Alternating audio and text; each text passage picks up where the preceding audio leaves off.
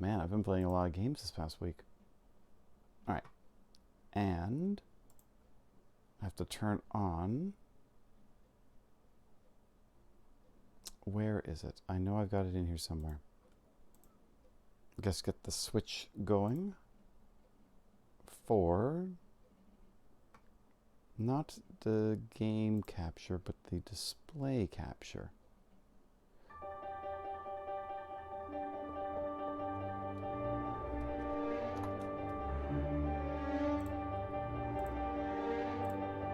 There we go.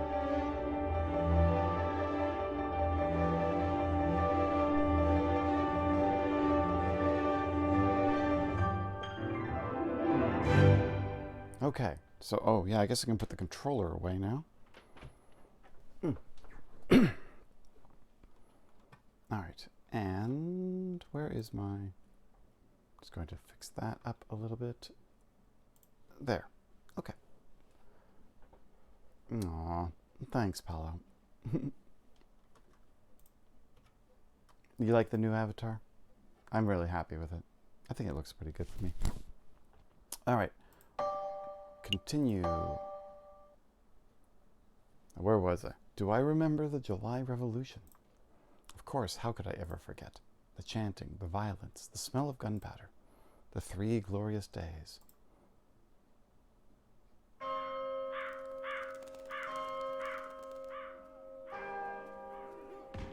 Aww.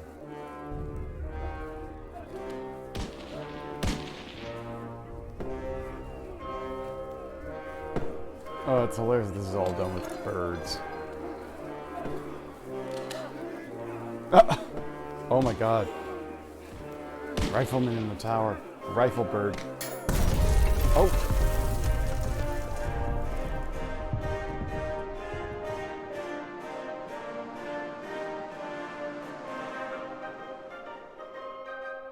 Act 3, The Sleeping City.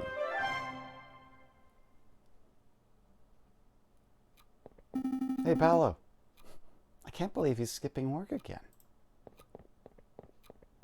I swear, if I find that moping bird brain at Le Carnage Ailleurs. Ah, finally, good morning, Falcon. Morning, Spot. No, wait, it's 2 in the afternoon. That means the official greeting is... Where the hell have you been, lazy bones? Ugh, it's far too early for this level of roasting, past the Cabernet Sauvignon. No way, we have important business to discuss and I can't do that if you're half drunk. Mon Dieu, give me a break. I haven't had a good night's sleep since the trial. Something on your mind? Actually, yes. It was what that wolf judge said about a revolution. Shaw, that guy was off his rocker. And besides, if we worried about every potential French revolution, we'd never get any work done at all, am I right?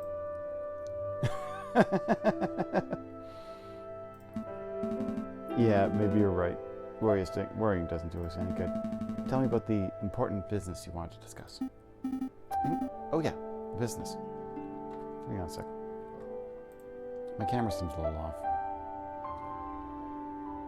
How's that? Better? Okay.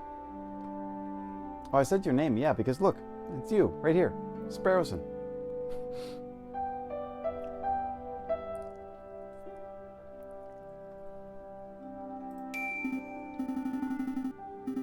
A letter. This one's from the Paris Police Department. Fancy wax seal and everything. That isn't indeed a fancy seal. Go ahead, Sparrowson, you have the honors.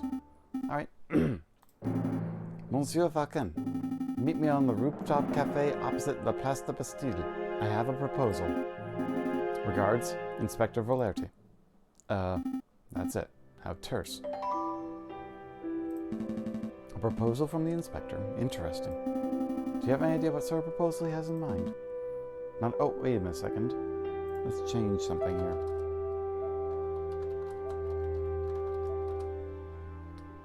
There we go. Game set to Aviary attorney. So, are we going to meet him and find out? Nope. Nope, the inspector is a crime-obsessed nincompoop. I have no intention of listening to anything he has to say. But what if the proposal is really good? Like, we have 100 liters of wine that need to be drunk post-haste.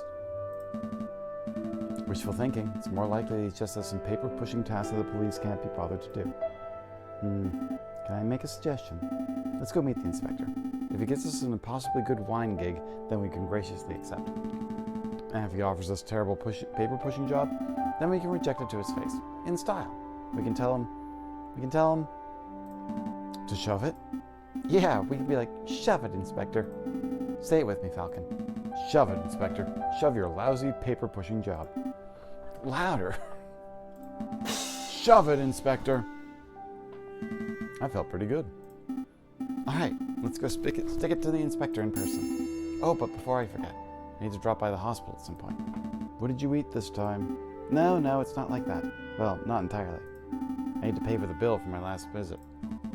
Oh, that's reasonable. Sure, we can pay a visit, but the inspector's call should take our priority, I think.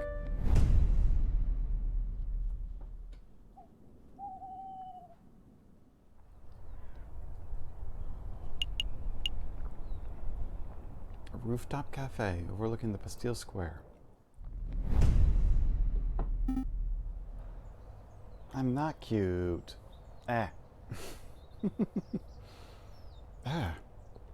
It's far too cold to be meeting on top of a rooftop cafe. Why couldn't the inspector have chosen a comfier location? Who knows, maybe the inspector likes the view because it reminds him of his days guarding the old Bastille under the Ancien Regime. Wait, you think the inspector worked here during the Ancien Regime? Do you think that's how he got his war wounds? It was a joke, Sparrowson. I'm pretty sure the inspector isn't that old. Well. Severine, what are you doing here? Well, let's get this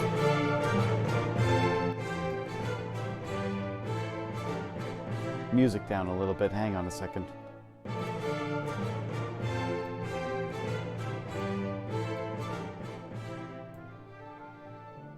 That's pretty funny. I kind of got blasted in my ears here. Cocorico Savarine. The cocky cock. Settle down, JJ. Just like you, I was invited here by the inspector. What would he want with all three of us? It is hardly unusual for the lawyers and police of France to collaborate. The inspector probably has a big investigative role that requires all hands on deck. A big investigative role? Sounds juicy. Oh, by the by, did you hear what happened to Judge Romulus? No, what? Turns out that he acquired his position as judge through illegal means, so a warrant has been put up for his arrest. He's a wanted... He acquired his position through illegal means? What does that even mean? I'm a little hazy on the details. Something about pushing another judge into the Seine. I can believe that. Anyway, I'm sure we'll be caught before long. Nobody manages to escape the long arm of the law forever. Speaking of which... Ah, good. You're all here. Excuse me, Monsieur Mr. Inspector Volertis. Falcon and I were wondering, did you get your injuries while defending the old Bastille prison? Don't drag me into this, you fool. I was joking. You impudent whelps, I'm not that old. I sustained these injuries in the July Revolution 18 years ago. I was a Royal Guard, just a lowly peon. The air was thick with gunpowder and blood. Oh, great, now you've set him off. We were given the order to charge at a rebel barricade. My comrades and I fastened our bayonets. Suddenly, boom, without warning, a gunpowder cake exploded. My comrades were dead. I was heavily wounded. That's when I looked up and saw a looming figure standing between the gargoyles of Notre Dame. It was the Viridian killer himself. This is a fascinating story, Inspector, but perhaps you could tell us why you are here. Oh, right, of course. Why we're here. What I'm about to tell you is to remain strictly confidential, you understand? It's a matter of national security. So as you probably heard, France is under threat from a certain heinous group.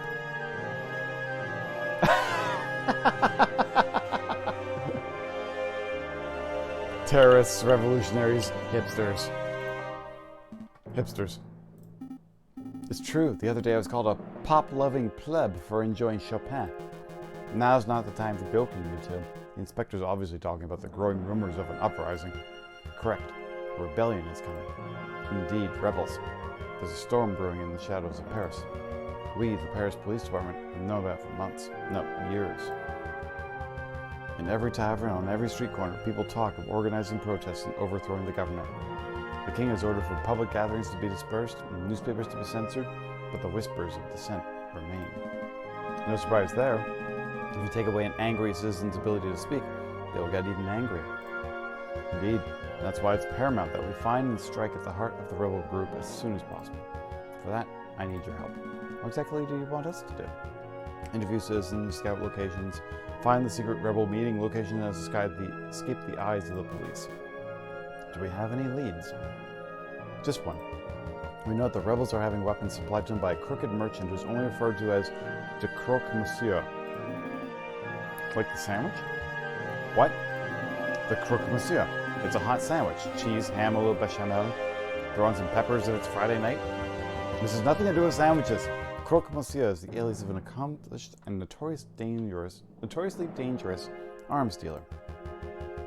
In any case, that's everything the Parisian police know. That's everything? That's all you have to demonstrate after years of tracking.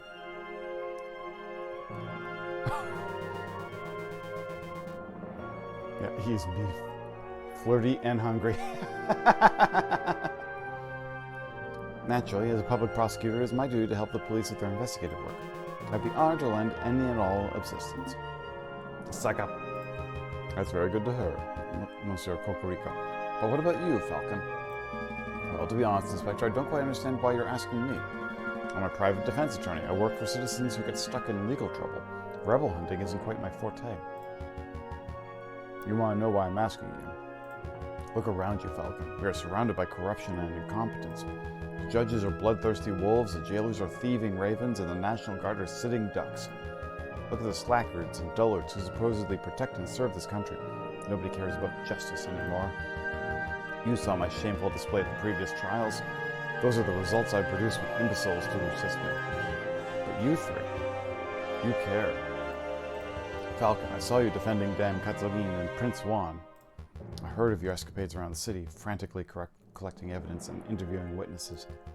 Frankly, you did more investigative work over the last month than I've seen any policeman do in a year.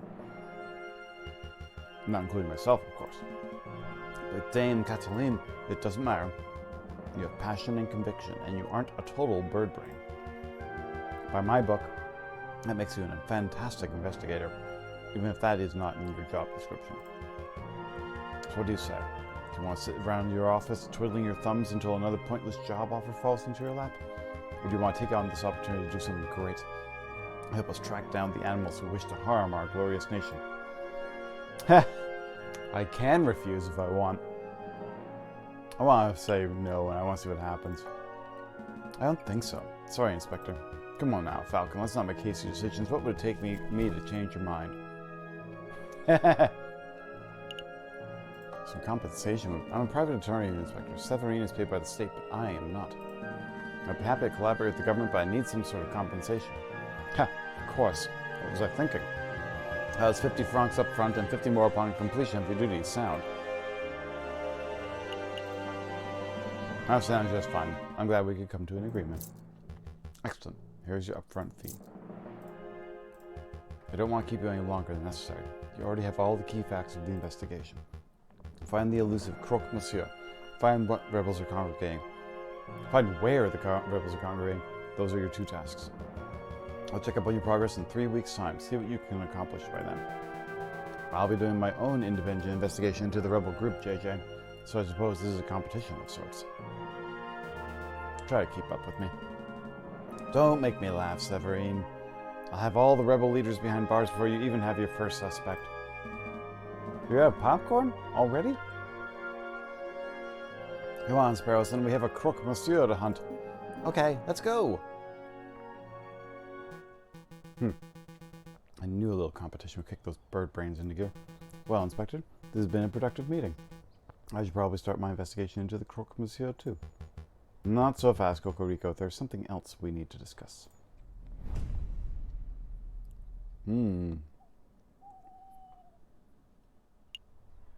Oh, you need some... Wait, honey for your popcorn? Whoa, okay, we got a lot of locations to go. And they all spend a day. Well, let's start from the top and work our way down.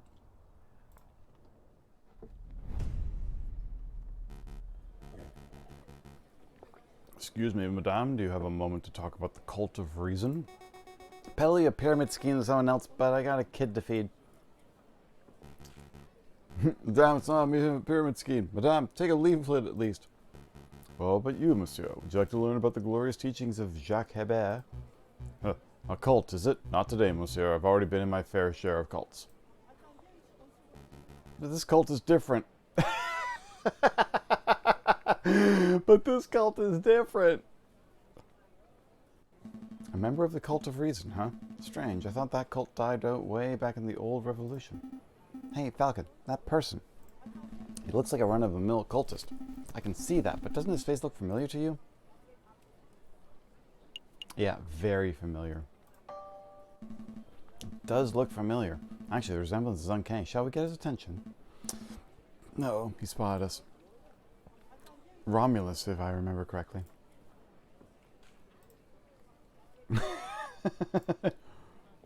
Ah! He walked away. Wait, monsieur, we'd like a quick word. Come back. Teach us the wonders of the Cult of Reason. He's gone.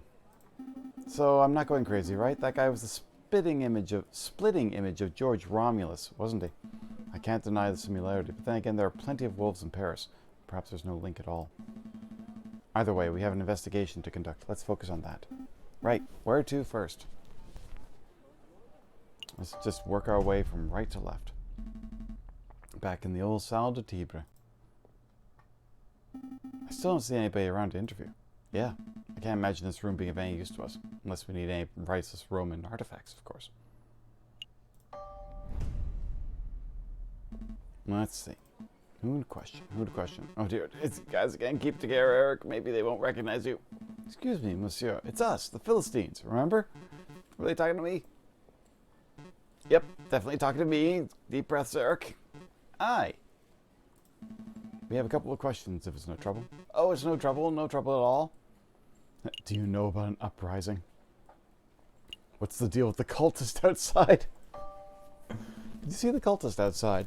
The cultist? You mean that Cult of Reason fellow? Yeah, he accosted me a few days ago. We chatted for a while, not by choice, of course, but because I didn't know how to get out of the conversation. I got a little out of hand. He insisted that I take a pamphlet. It's all in French. I see it's all in French up there. Let's have a look at this. Be Your Own God, an introductory guide to the Cult of Reason by Jacques Hebert. He even added his own signature. See? The bottom there? To my new bestest bud, Eric. Happy reading. Best wishes, Silvius. Green ink, too. What? Green ink. What a fiendish color choice. That guy was such a slimeball. We aren't even close to bestest buddies. At least we now know the cultist's name, Silvius. Do you mind if we keep this pamphlet, monsieur? Be my guest. I don't want it. Signed, Cult Guide. Hello, Blue. Good to see you. Thank you for the redeem. It's good to have it because I have my tea and I have some ginger honey in it. And I have some ginger treats too. So just to keep my throat going, because this game makes my throat burn up something fierce because I have to talk so much. I hope you're doing okay, Blue. Did you want something else? Do you know anything about an uprising? Uprising. You know, people getting angry, being violent, overthrowing the government, stuff like that. Goodness, no, I don't know anything about that sort of thing. Never mind then. That's all. Thanks for your time, monsieur. You've been a great help. No trouble at all. Alright, over to the Tweedy's garden. Tweedy. Hey, Falcon, isn't that our old friend? You! You promised to get my sentence reduced. What happened with that? Why am I still stuck doing mule work? Huh? Well, we've been a little distracted. We had this messy case, and now we're investigating stuff. But I guess we can fit in some time to see the judge. Wasn't the judge Romulus, who they can't find now? Oh, mon Dieu. Forget it. I've only got another week to go, and then I'm done with this dumb job.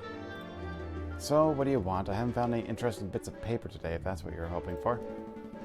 Actually, I just want to ask a couple of questions, if you have a moment. I have a moment. Just the one. Mind.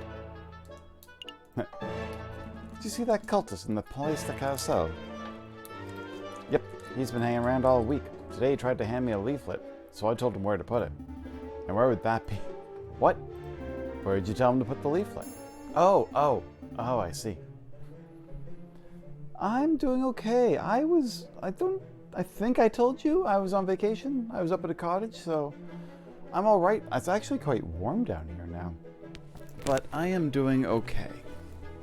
I've been looking forward to playing this game again, so it's been a bit of a time before I've been able to play this, so I want to make sure I actually get some time in. The last time I was here, we played this game, the conversation on the chat went a little off the rails, so I'm hoping that maybe Tama is hot like her tea. Oh dear. Yeah, the conversation is getting off the rails already, huh?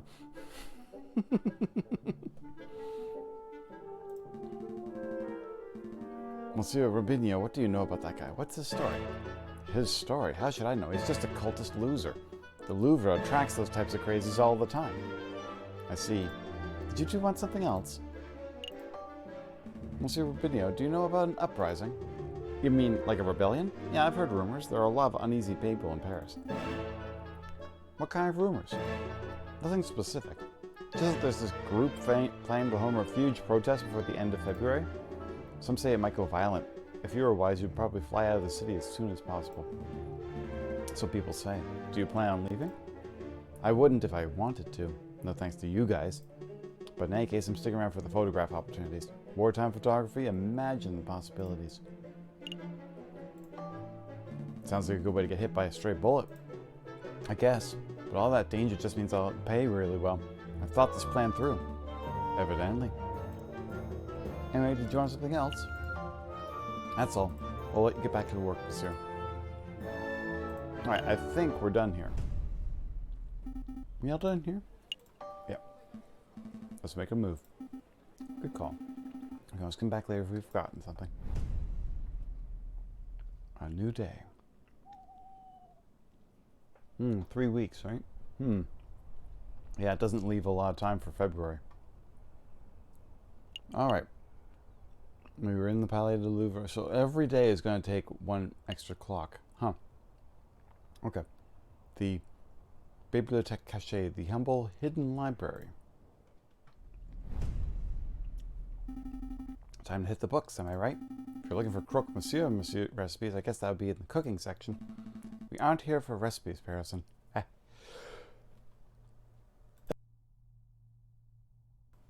Sorry.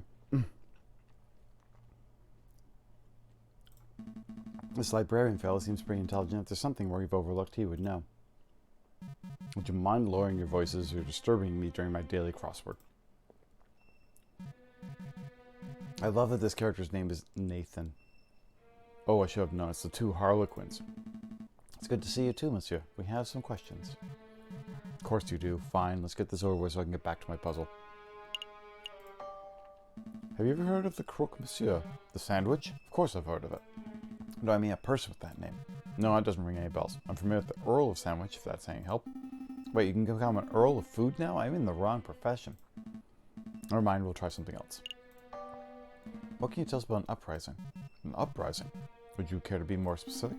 A Paris uprising. You too cannot be serious. You want me to talk about every rebellion, revolution, and revolt that the Paris has ever been through? We'd be here all night. Well, about an uprising that hasn't happened yet. A future uprising. I read the newspapers, messieurs. The government tries to strangle the media, but the truth shines through the gaps of censorship. The citizens' contempt for our current leaders is blatant. A future revolt is a very real possibility. That's all I know. Let's see. Let's try asking something else. Clearly, we're barking up the wrong tree. Thank you for your time anyway, monsieur. I bid you good day. Maybe come back when we have more information there. Palais de Justice. I don't want to go here. I don't think it would be anything of importance, right? Oh, what's this? Oh, there's something happening over here. Le Coq.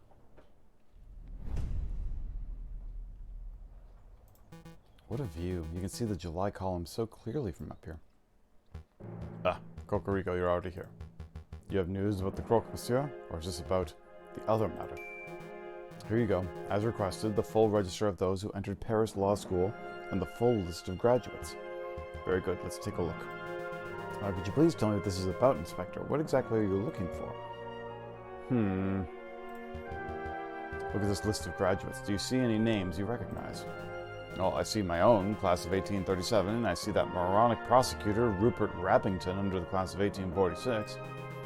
Oh, and there's J.J. Falcon's name under the class of 1832. Very good. Now take it this register page from 1829. See anything amiss? Well, I don't see J.J.'s name, but I'm not sure quite what that implies, Inspector. The explanation is simple. J.J. Falcon changed his name sometime between 1829 and 1832, right around the time of the July Revolution. Why would he do that? Why indeed? Monsieur Cocorico, you and I are roosters. We are birds of justice, birds of French national pride. The falcon? He is a bird of prey. It is in his very nature to draw his talons and lash out at those around him. I have no doubt that when the pressure rises, he will show his true colors. I'm not sure if I agree with your personality assessment, Inspector. I've always suspected JJ was a buffoon, an imbecile, and a troglodyte, but never would I describe him as a person of malice. Time will tell. Do you need me for anything else, Inspector, or shall I continue my investigation into the croque monsieur? There is one more thing. Take this. A pistol? No thank you, Inspector. These are dangerous times. If you face a violent threat, you cannot hope to defend yourself with that riding crop of yours. I'm well aware. I just find these ghastly things tend to escalate situations rather than mitigate them. That's what everyone says during peace times. Take it. Thank me when it saves your hide. Fine. I'll keep hold of it. Well, Monsieur Cocorico, you've been most helpful. I'm just doing my duty. Good day, Inspector. Well, I see we have to go on a quick ad break, so give me 1 second. We will be back in about 30 seconds.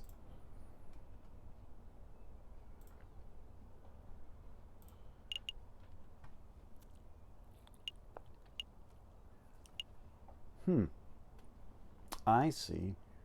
There is a lot of locations to go here.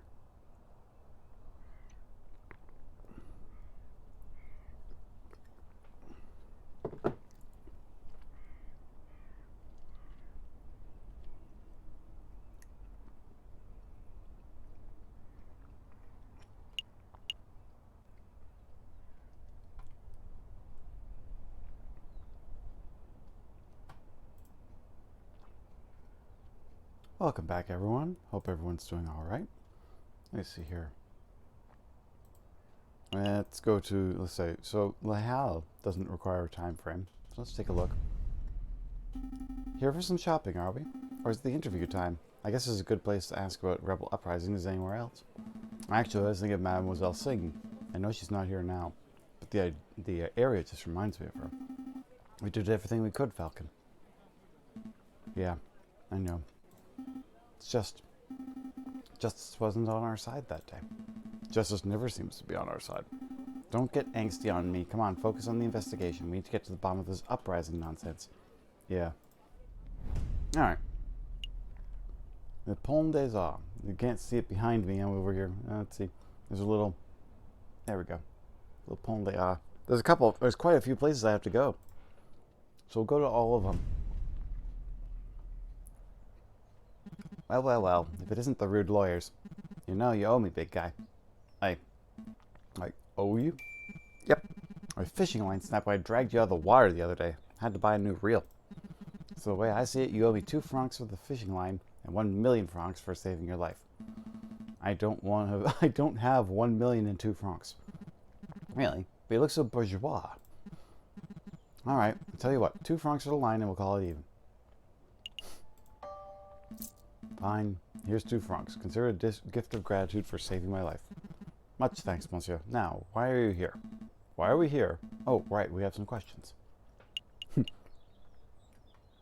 Hello, Kendrick. How are you doing? Good to see you. Thank you for lurk. Thank you for the lurking. I'll see you soon. And yes, posture check. Good to do. There we go. So, caught anything good? Today? Not a kipper. This new fishing line is really good, but I've run out of good bait, so it's practically useless by itself. That's quite an issue. So if we were to offer you some bait, would you be able to lend us some line? I guess. Sparrowson, why would you even ask that? We don't have a use for fishing line. Just checking the possibilities. You never know when we might need fishing line in the future. Why would we ever need fishing line? Actually, don't answer that. You're ridiculous, Sparrowson. Maybe I can help you with something else? Have you heard of a man called the Croque Monsieur? A man called the Croque Monsieur? Nope, doesn't ring any bells. That's a strange name, though. Did the man name himself after the sandwich, or was the sandwich named after him? I have absolutely no idea. We need to play a game tonight sometime? It would be good if we could, yeah. I've been wanting to play more of this Aviary Attorneys, but maybe we'd do something a little bit later. I wouldn't mind it. I can only aspire to have a sandwich named after me one day. There you go, Paolo. I can only aspire to have a sandwich named after me one day. The Sparrowson. 6 slices of white bread, mayonnaise, cheese, chicken, bacon, slices of sausage, honey glazed ham. Stop, you'll give us all heart attacks. I think we're done here. Happy fishing, monsieur. Bye, monsieur fisherman. Hey, you know I hate being called that.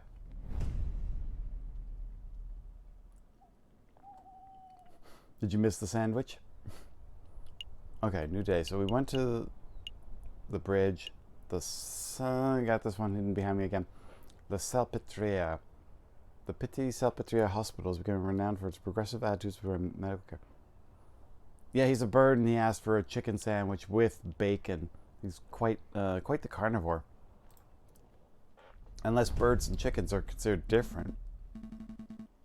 I mean, I don't know, but I don't want a human meat sandwich myself. There he is, Sparrowson. Go ahead, say what you... Oh, this is the hospital. Excuse me, Dr. Fallert.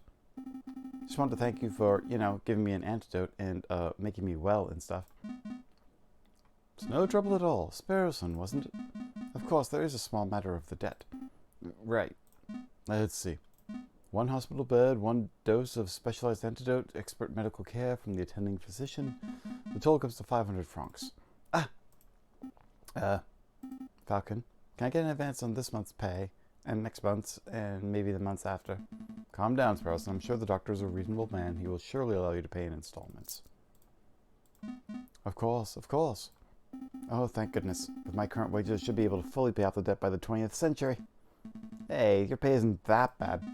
Now, there's no need for quibbling. I have a suggestion. You messieurs are lawyers, yes?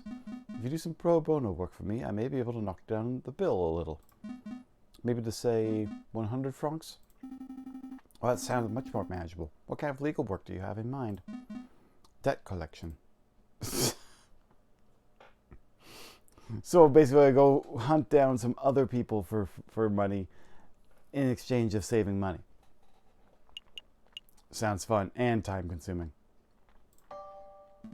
Oh, no, sorry, Doctor, but we don't have time to be playing hired muscle shenanigans. We're actually in the middle of a very important investigation. Falcon, please, I don't want to spend my whole life paying the price for eating a bad chocolate wrapper. Let's hear the good doctor out. All right. There is a man I treated for a small injury a couple of years ago. He's been evading my attempts at collecting on his bill ever since. I wouldn't normally pursue medical bills so aggressively, but I know that the man is a successful inventor. He can easily afford to front the bill. I would greatly appreciate if you would pay him a visit and strong-arm him into loosening his purse strings. Well, I'm not making any promises, but maybe we can swing by the inventor's house if we have a free minute. Thanks, Falcon. And thank you, Doctor. We'll dedicate every waking moment to collecting this debt. Wait, I didn't agree to that. Every waking moment.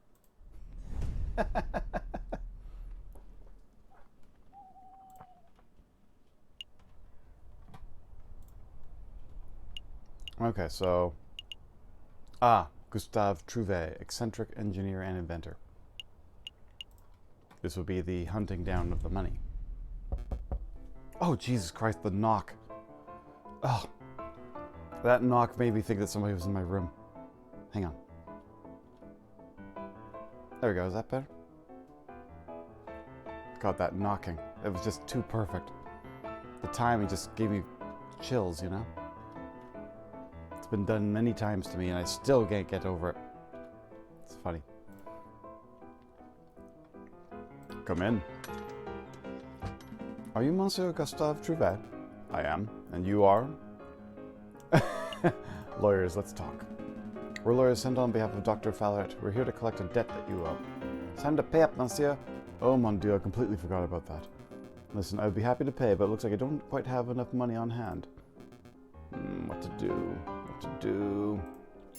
I know. I have a brand new invention that will blow the doctor's socks off. It's a device that will completely revolutionize the surgical field. I imagine the doctor would prefer hard cash over some gadget. No, no, trust me. This baby will easily be worth 10,000, no, 100,000 francs. The doctor will love it.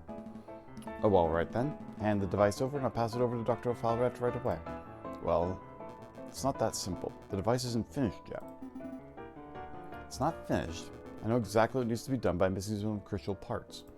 Perhaps if you had some time to spare, could you help me out? Run out and collect what I need? Oh dear.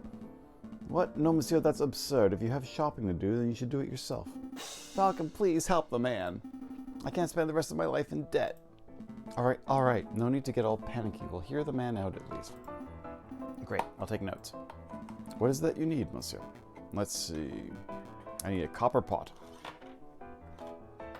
A pot? As in like a saucepan. What on earth for? It's a necessary component of my invention. I can use it to build a portable electric battery. You see, when a zinc rod is suspended in sulfuric acid, accompanied by copper surface, a current is generated. Save me your scientific mumbo jumbo. One metal pot should be trivial to acquire. One copper pot. Oh, the copper part is important. Okay, one copper pot. I wonder where we can find one of those.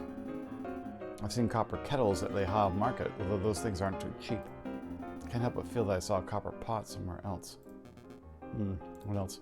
High-grade string to bind some components of the device together.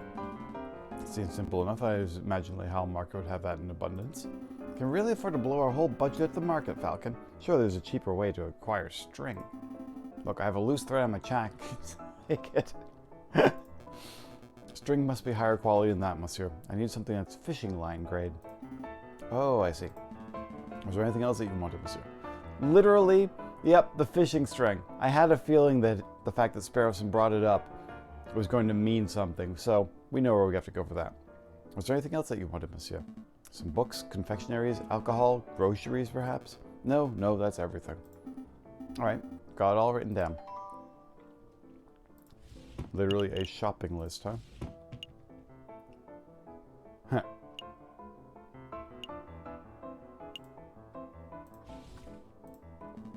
I feel a little conned. We came here to collect on a debt and left with a shopping list.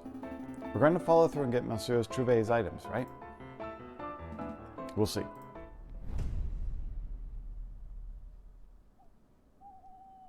Alright, so if I go back to the the copper pot. I'll think about the copper pot, but I know that we'll have to go to the bridge at some point to get the fishing line. I'm trying to remember. Oh, he needed bait. That's right. So I need to go to like a meat market or something. Well, let's see here. Let's go over here to... Well, let's work from the bottom. The prison. Let's see if there's anything here at the prison that I can do. Why did we come here, Falcon? We don't have a client to defend. I had a thought. If we want to find criminals, then we should probably talk to the person who deals with them every day. Ah, I get it. You're looking for Quark, the pesky jailer. Where is he? Could be his day off. Maybe someone would come back another day. No, we lost a day on that. Okay.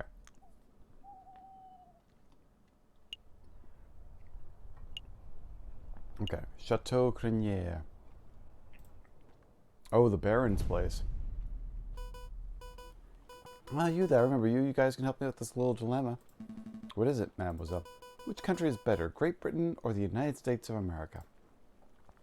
Well, I think I've got 2 Americans on my stream right now, don't I? However, my, what's the word? I am Scottish, but you wouldn't know that. I am Canadian, technically, but my heritage, that's it, my heritage is Scottish. You wouldn't know that. But I'm going to say USA, just to basically peeve her off. I have a feeling that that's, I wonder what it's going to say. I'm going to have to go with the USA. Because they kicked Britain's derriere in the battlefield, right? Well, sure, that. But also because they are proving themselves to be a unique and formidable nation.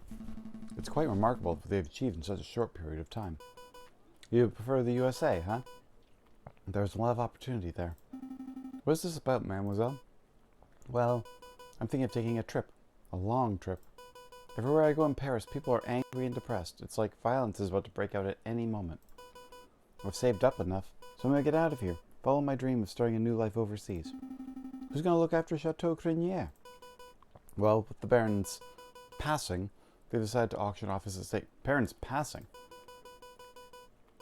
Oh, I think the Dame Meow is showing them interest in the household, so I guess they can handle the household duties themselves. The Dame Meow, as you say. Interesting. Anyway, this might be the last time we'll see each other, so I'll just say au revoir, Sparrowson. Au revoir, Monsieur Falco. Farewell, mademoiselle. I wish you a pleasant voyage. So long, mademoiselle. Don't let those Yanks push you around. Hey, Falcon. I think we forgot something. Hmm? The rebels. The Croque Monsieur. All that juicy investigation stuff. We're supposed to be asking questions. Oh, right. That completely slipped my mind. It's no matter. Colleen didn't seem like the type to get involved with rebels and arms dealers. She probably knew nothing. I suppose. In any case, she seems to be the only one with enough sense to escape before the violence starts. Yeah. Another day. Alright, so Chateau Crinière. Okay, so the last time... Hello, Ice. Good to see you. How are you doing? Hope you're doing okay. The last time I went to R&M, they were not around. Good to see you. Hi. Man, finally getting some people. I guess the thing is, it's closer to 10 o'clock seems to be that more people start showing up. That seems to be the run that I'm noticing. People show up closer to the end of the day, or rather the end of the night. I should do the streams maybe a little bit later. Renard. Well, this is most unexpected. Monsieur Falcon, Monsieur Sparrowson, I believe this is our first time meeting without disguises or pretenses, as it were. Oh, but first things first. Mousy, would you kindly fetch our guest some tea? Of course, Monsieur Valpes, of course. Messieurs, what sort of tea would you like? Chamomile, Darjeeling, maybe? Ooh, I have not had a nice Darjeeling in a long time. How about coffee? Darjeeling would be divine. Actually, some Darjeeling would be divine. Thank you, Mousy. Sure, Darjeeling sounds good to me, too. Okay, one pot of Darjeeling coming right up. Let's get down to business. What is it that you two came here for? Had some VR technical difficulties, got off, had a part of a free... Ooh, nice. Just having a good little time off, I see. Well, I mean, I'm sorry about the VR problems, but nice that you got a little bit to relax with, though. That's nice. What is it that you two came here for? We just have a couple of questions. Have you ever heard of a person called the Croque Monsieur? And no, we aren't talking about the sandwich, unfortunately. The Croque Monsieur. Are you referring to the black market salesman, the man who claims to be able to procure anything no matter how illegal? It's very strong. Oh, really? Oh boy. So I guess that maybe if you do pass out, you pass out. All things considered, that's not too bad. But yeah, make sure you take care of yourself. This is a fun game. If you've ever played any of the Ace Attorney games, it's kind of like that. It's a lawyer investigative game, but obviously, as you can see, all the characters are birds and animals. This is Aviary Attorney. And the art style is just absolutely gorgeous, right? I think that the thing was that there was an artist back in the 1800s who actually drew things like this, and they used the art as the game elements. So, it's fun. That sounds exactly like the person we're looking for. Do you know him? Me, personally, no, monsieur. I just know of his vile reputation. I see. Then you have any idea how we can find him? Meeting the Croque Monsieur face to face is not easy. The man doesn't make himself known to just anybody, after all. You might pass out and you might be drooling all over your pillow. I totally understand if you do. No problem. Yeah, I really do love this art style here. I know. I should do a little investigative work of my own. Come back in 3 days and I'll tell you where and when you can find the Croque Monsieur. That's an enormous help. Thank you so much, Monsieur Volpes. Of course, there is a price. The price? It is just a small fee, a mere 30 francs. Hey, we saved your derriere over that Prince Juan business. Is this any way to show your gratitude? Monsieur Volpes, you must understand, this is no personal errand. You're investigating on behalf of king and country. I'm sure your intentions are noble, Monsieur Falcon, but I am running a business here. A fox has to eat. 30 francs, and I guarantee I find you the croque monsieur. That's my final offer. What do you say? There we go. Throw some money in. Very good. As I promised, return in 3 days or later, and I will tell you where the croque monsieur can be found. Rest assured that I will undertake my end of the bargain with care and diligence. I expect nothing less. Thank you, Monsieur Vopes. It is my pleasure. Was there anything else you want to ask? Monsieur Vopes, have you heard any rumors of an uprising? Of course. These days, a man can't walk into a tavern without hearing angry men whispering about violence and revolt. There we go. I dare say that Paris may find itself in the midst of yet another revolution before the end of winter. But can you tell us about the dissenters specifically? Do you know where they are meeting? I'm afraid I only know what you can read in the papers, monsieur. I know anti-government protesters were meeting out in the open until the government clamped down on large public banquets. With the banquets gone, who knows where the dissenters went? I see. Perhaps I can assist you with something else. That's all. Have a pleasant day, Monsieur Vopes. As to you, messieurs.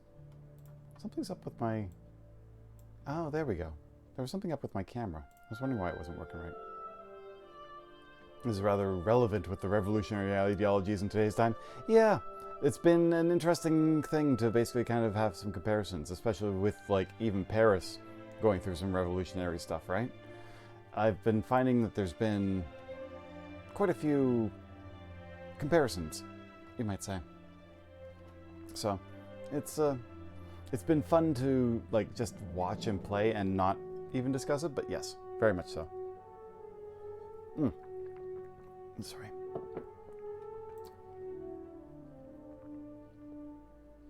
The tea's ready, Monsieur Vopes. It's ready. I'm afraid you're too slow, Mousy. Oh, bother. No worries, no worries. Okay, so we'll come back to there in 3 days. Let's see.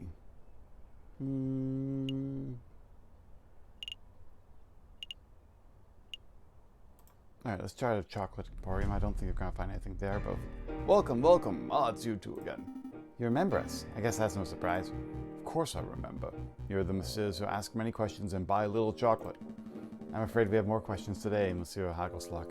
Thank you for being patient with us. You sell chocolate to a lot of people. Have you come across any unsavory characters in your occupation? Of course. One time I was hiking through the mountains of the Netherlands and I was accosted by an overzealous tulip salesman. I threw a fistful of Dutch rubles at him and made a hasty retreat. I can't help but wonder about the legitimacy of Lander's stories. But for some reason his tangential rants don't bother me. Let me be more specific. We're looking for a person called the Croque Monsieur. Does that name sound familiar? No, monsieur. Have you heard any rumors of a rebellion in Paris recently? Why, monsieur, there's always rumors of rebellion in Paris. The citizens whisper in the shadows, the bourgeois cower in fear. Yes, but have you personally heard anything specific? No, monsieur. Alright, that's all. I suppose we're done here. I guess it was a little silly of me to look for intel about a rebellion in a chocolate shop. Perhaps I could help you with something else, monsieur. Like what? Well, you may have noticed that this is in fact a chocolate shop. I am a much better service as a chocolate salesman than a rumor mongerer. Ah, of course. I'm looking to buy a box of chocolates for a friend. May I have a recommendation? Could it be? Am I the friend, Falcon? Is this a gift for me? Certainly, monsieur. If you're looking for something romantic, then perhaps an elegant heart-shaped selection from Tuscany will suit you. Romantic, you say? I don't feel that way about you, Falcon. But how could I decline such a scrumptious gift? No, that wouldn't work. Do you have anything that would be suitable for any occasion? Then, perhaps you want this box of 20 creamy chocolate swirls from London. They're very sweet. Nobody can resist. Yes, those are perfect. Take them, Falcon. Take them.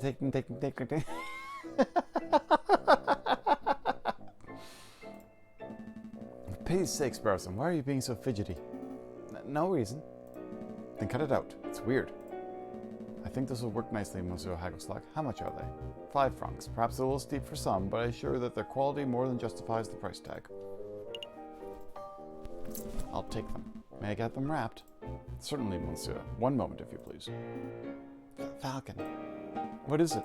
I just want to say you have been a great friend and an inspirational mentor. I have ample amounts of respect for you as a person, and you do know that these chocolates aren't for you, right? Oh.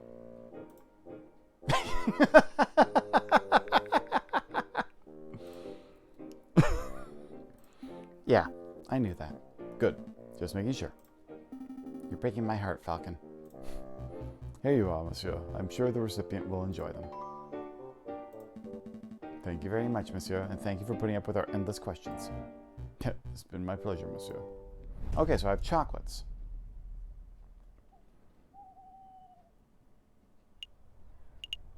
Let's see. So I still need to find a copper pot.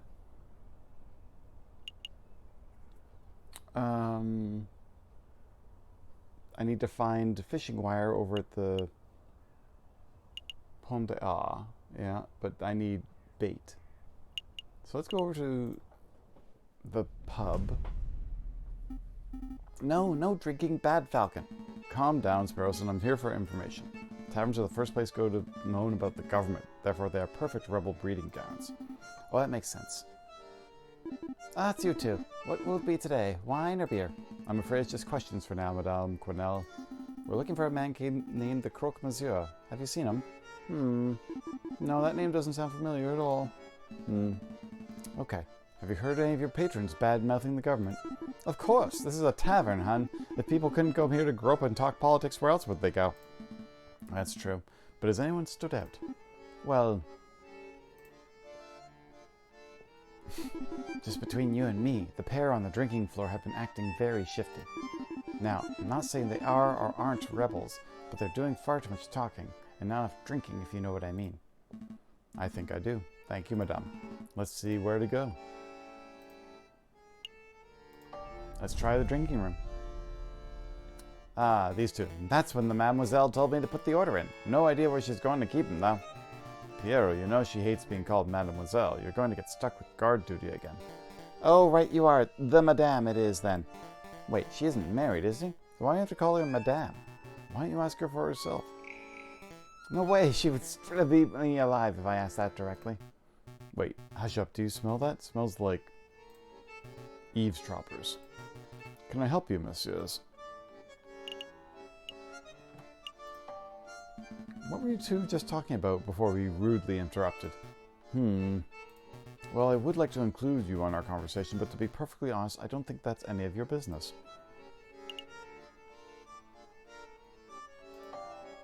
As a matter of fact, it is our business. You see, we want to fight alongside the rebels.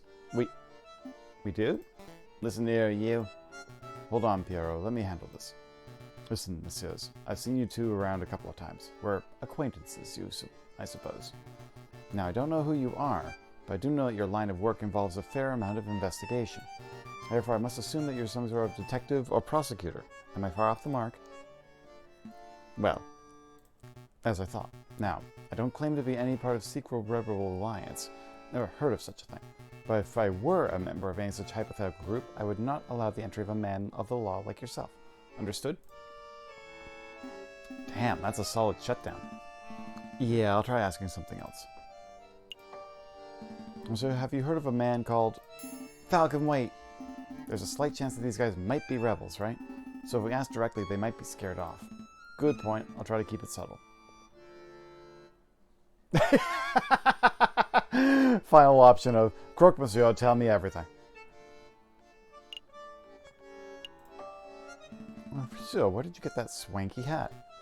This old thing? It's just a regular cap I bought from... Oh man! Someone finally noticed me awesome hat. I've waited years for someone to notice it. Look at this thing. Who's the pretty Polly? I'm prettiest Polly. Anyways, I bought it from a Mademoiselle Le Halles. I think the shop was called Ruse Odds and Ends or some such. Fantastic. Thank you, monsieur. Nice, Falcon. Now you can buy a swanky hat, too. But we're no closer to uncovering the mystery of the Croque Monsieur. Oh, right.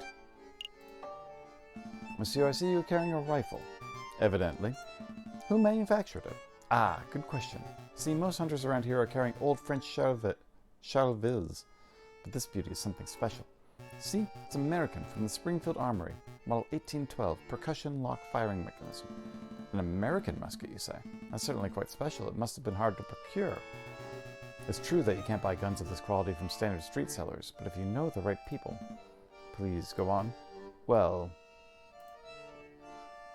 Heh. Okay, listen carefully. You didn't hear from me, but to meet the croque monsieur... Actually, it'd be foolish for me to explain in public. It would be much easier if you just take this. The Book of Judges. What is this? Some sort of law book? The book's subject is not important. Just take it. Oh, I see. It's the Book of Judges from the Bible. Old Testament stories of God smiting people and stuff. I appreciate the gift, monsieur, but I'm not religious. Nor am I. Then why are you... Just take it, you idiot!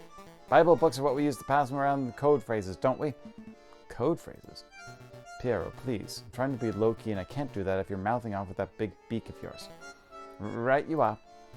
Try to forget what my friend said. Just, with a little searching and the contents of that good book, you should be able to get what you desire. Is that a religious metaphor? No, monsieur, I'm being very literal. The Book of Judges. Well, thank you very much for your gift, monsieur. But to be honest, I have no idea how this is supposed to lead me to our gun salesman. Ah, I see. Well, I hear there's an excellent friar who performs Bible readings at the Notre Dame Cathedral. Perhaps if you show the man you knew your book, he'll be able to find you a particularly spiritual passage. Are you sure this isn't all a religious metaphor? I feel like you're trying to convert me. I assure you, I'm as secular as they come, monsieur. Friar at Notre Dame Cathedral. Thank you, monsieur. I'll make a note. Was there something else that you wanted? Thank you for your assistance, messieurs. Snatham, get out of here already. You two seem like decent fellows. You shouldn't get involved in this rebellion business. Just do whatever you need to do with the croque monsieur and get out of Paris. That's what a smart person would do. I appreciate the advice, monsieur. All right. We definitely got some stuff there, didn't we? Let's take a look at the card room before we go. Ah, the big fellow has returned. Here to play some cards, monsieur. Let's give a round of Jacques Noir.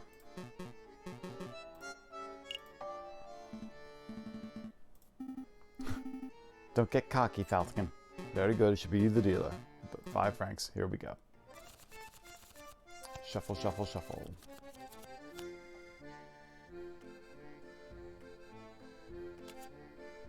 $11. Ooh, one more. Ah, I'm over. Darn it.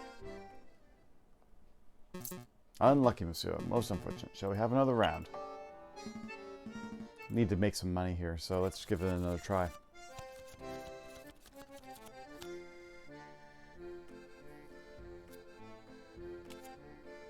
Eight. 18. Standing on that.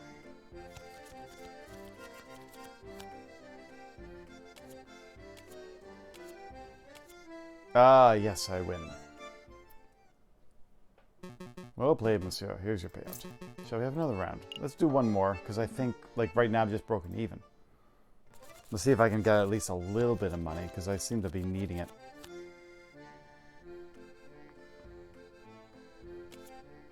Six, 13, 18. Standing on 18.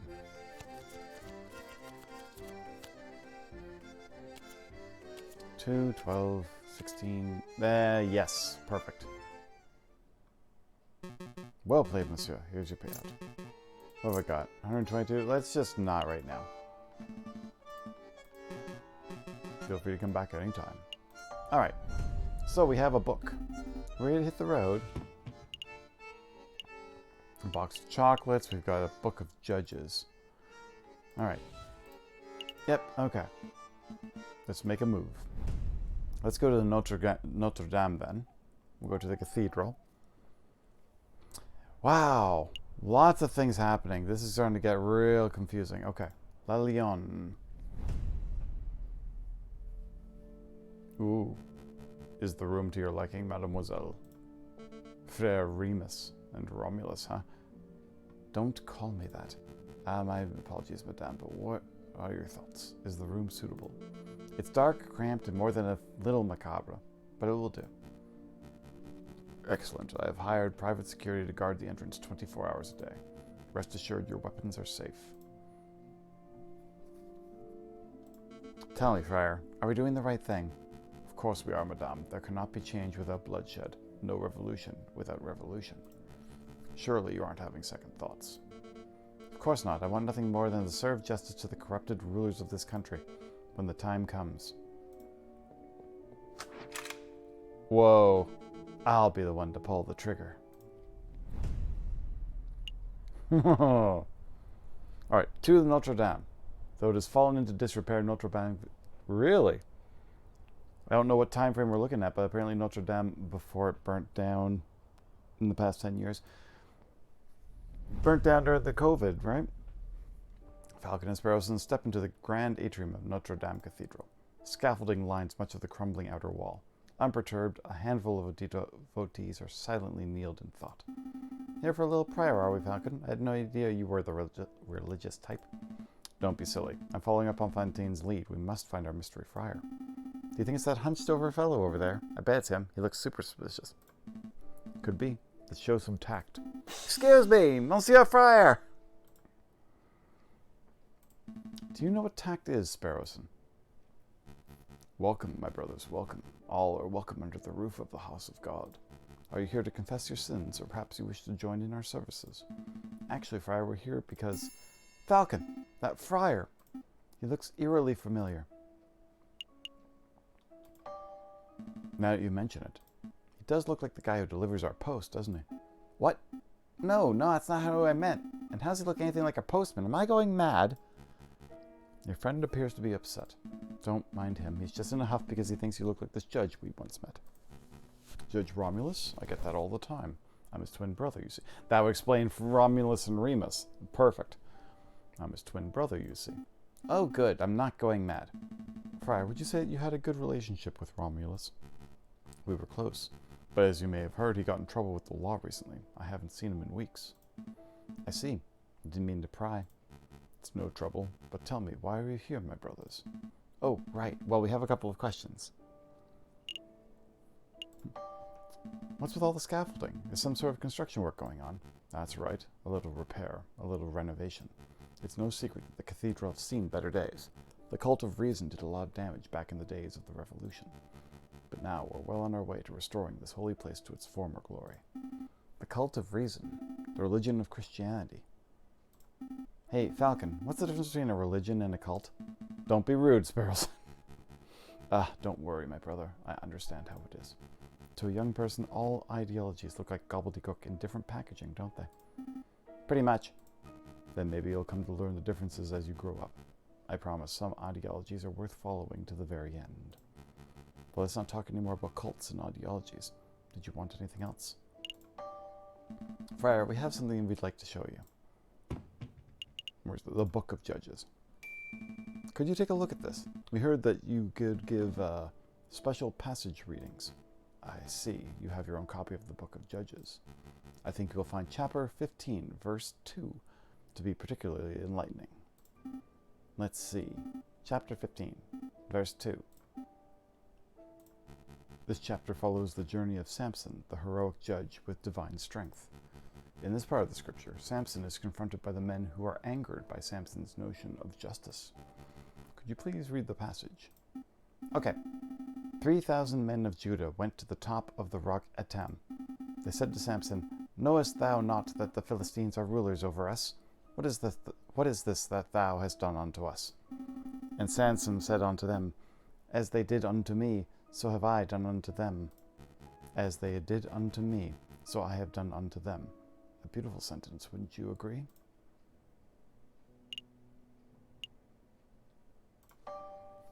It sounds a little barbaric, to be honest. I think as a society we've moved past the need for petty tit-for-tat revenge. You must understand that Samson was a judge. Not a judge of today who sits high in a chair and files endless paperwork, but an old judge, a holy judge, a shofet. Shofets were to be admired and feared. They made their own judgments and dispensed their own punishments. I'm starting to ramble, aren't I?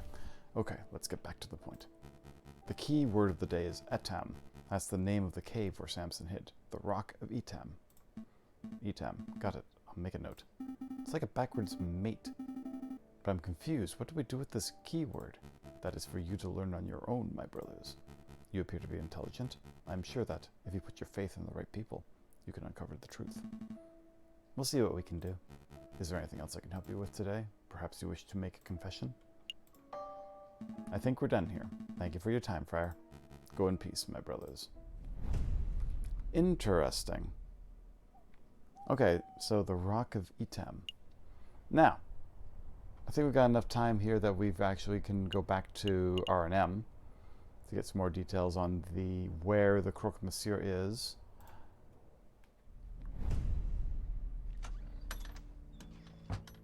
Monsieur Volpez, you've managed to dig up some good information, I trust? There is good news and there is bad news. Hit me with the bad news first. The Croque Monsieur refuses to speak with anyone who does not know a secret password. I'm afraid I was unable to procure that particular password. I see, there is a problem. So what's the good news? If you want to meet the Croque Monsieur anyway, I've learned that he lurks around the Rue de Marmoset on Friday evenings. The Rue de Marmoset? Oh, the Monkey Road by Notre Dame.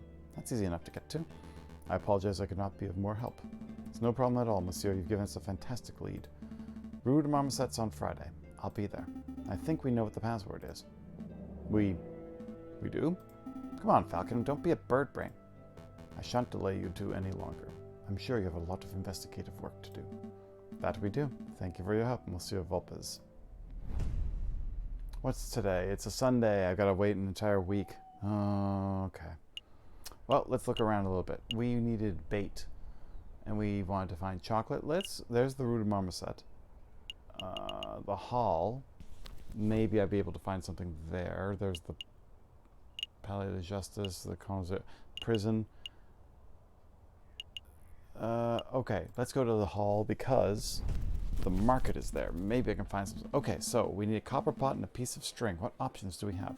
I see Sasha Spider's silverware store. Too pricey. Let's take it down a notch. Okay, how about that place over there? Harry Hippopotamus's Pottery and Haberdashery. That name just rolls off the tongue. Still too pricey. We're buying for a mad scientist, not for the Queen of England. What about that little stand? Ruse Odds and Ends. Looks cheap, and I even see a copper kettle in the back. Now we're talking. Excuse me, madame. I recognize... Wait, those two look familiar. I recognize you. Weren't you two begging outside Chateau Crinière a couple of weeks ago? Yeah, that was us. Thanks for your generosity, monsieur. We put your money to good use. See, we started a business. At Ruse Odds and Ends, we sell everything. I suppose the congratulations are in order. It's no small feat to pull yourself out of the streets in today's economy. Wow. I wonder if they wouldn't have been here if we didn't give them money. So, do we get a discount? A discount? Well, we did help kickstart your little enterprise. I suppose we are investors of sorts. Sorry, messieurs, no discounts. You gave us a donation out of the generosity of your hearts. Because you're such nice people. But maybe we can help you out. What is it that you wanted? We see a copper kettle on your stall. How much is it? 30 francs. Do I just go with it?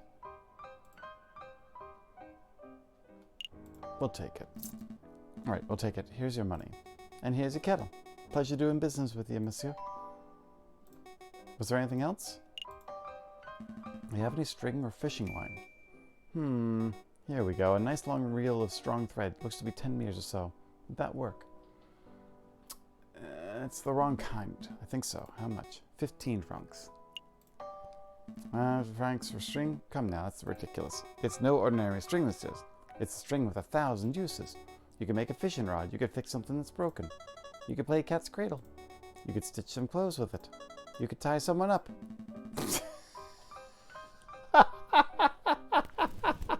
Okay, you've both made your pitch. I feel we could get the fishing line if we could find bait. But where am I going to find bait?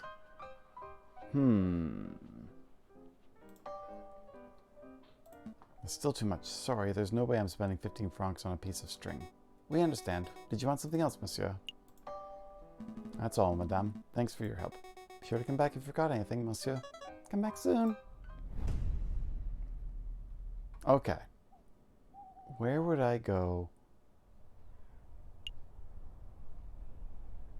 The palace, the hospital, the bridge. he still needs his string, so I want to do that late. You know what? The Rue de Marmoset. It's not the right time, but maybe we can... No sign of the Croque Monsieur. Say, what was it that Renard told us? He said the man lurks around the Rue de Marmoset on Fridays. Falcon, today is not Friday. Oh, it isn't, is it? Alright, let's try something else. Oh, maybe the chateau would have... No sign of the housemaid. Maybe she's already left the country. Yeah, maybe she has. Okay. I need bait.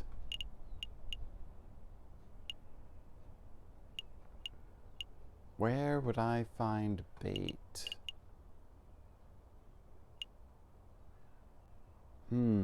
Let's go back to the prison. We did not find the guy the last time. Still no sign of Quark. Can't believe it. That nosy jailer gets up on our faces when we're doing our lawyer thing, but when we actually need him, he's nowhere to be seen. This is a little strange, actually. What do you think happened to him?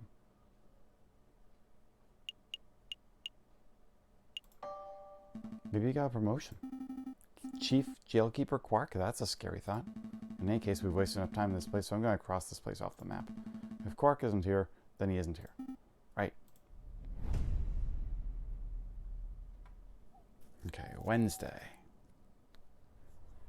Oh, I have no place to go but the Marmoset road. Interesting. It's not Friday. Something's happening. There he is.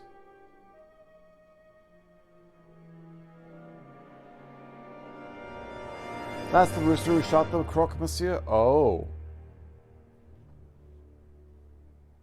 Oh. We may not have a Croque Monsieur on Friday. I think we're getting close to unraveling this whole rebellion nonsense. Let's not dawdle, Sparrowson. We're nearly there. Alright, let me just deal with this letter first. Spam? I don't think so. It's from Cocorico. Severine? Well, go ahead, Sparrowson. Let's hear it. JJ, if this letter reaches you uninterrupted, then it means that I have been captured or killed by the... What? It means that I've been captured or killed by the rebels. What? Last evening, the inspector gave me a tip-off of a midnight trade between the rebels and the Croque Monsieur on the Rue de Marmoset. I intend to watch from the shadows, but I know that such a mission is a dangerous one. Wish me luck. If this is the last correspondence you ever hear from me, then I suppose I should end on a positive note. Falcon, you're a good friend and an excellent lawyer. I'm sorry for belittling you all these years. Kind regards, Severine Cocorico.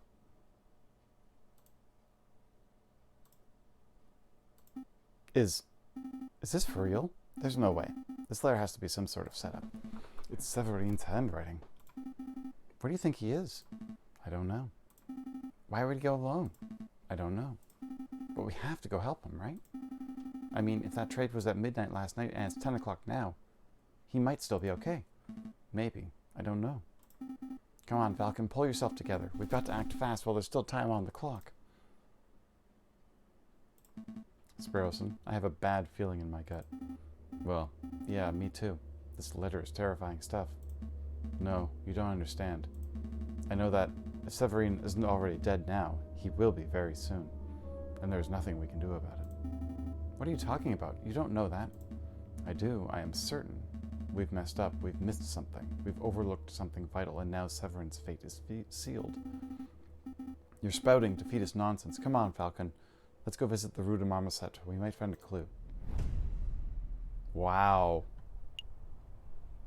I see that we have to have another commercial break, so I'm going to be back in 30 seconds, all right? See everyone really shortly.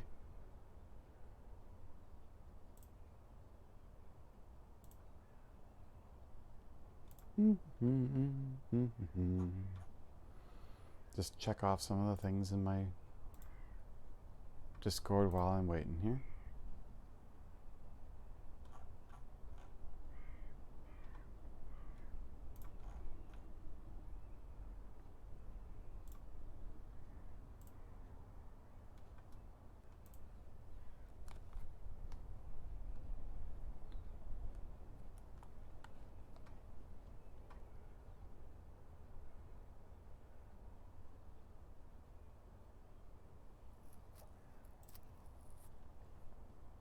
Alright, let us continue. The Rue de Marmoset.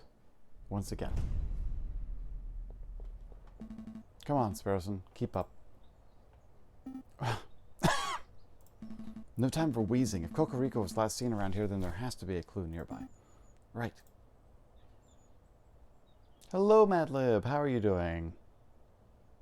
It is good. It is quiet tonight. I'm glad that you're here. I'm glad to see it. We have gone through a little bit of a weird case here. This current case for Aviary attorney has we have been asked to try to find a rebel base, you might say. And we just got word that Cocorico, that pompous, nose in the air rooster that we faced off against, might be in here and might be dead. He just sent a letter saying, hey, I'm going to go look for the rebels. If you don't hear from me, assume me dead. Sorry, don't mean to be starting on such a dark start. But there we are. So I will see where we are. Let's see. Oh, that looks like blood right there. There's a pool of blood here. It looks fresh. Cocorico's? I see drag marks heading towards that tunnel, which leads straight to the Seine. If I had to guess, someone was killed here last night and their body was hastily disposed of in the river. But I see several sets of blade footprints too. Some are faint, but they head that way towards the main road. So he still could be alive. Let's see where the footprints go.